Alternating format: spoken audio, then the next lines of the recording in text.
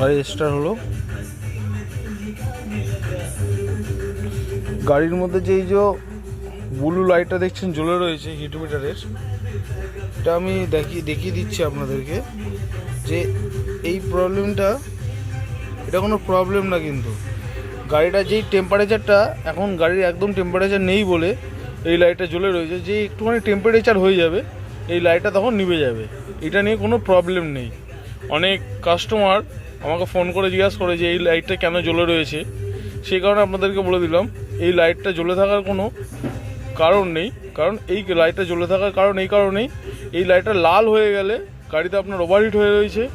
আর এই গাড়িটা ফার্স্ট সকালবেলা যখন আপনি স্টার্ট করতে যাবেন গাড়িটা, এই লাইটটা তখন জ্বলে থাকবে। তার কিছুক্ষণ পর যেই একটুখানি গাড়িটা গরম হয়ে যাবে, তারপরে এই লাইটটা নিভে যাবে।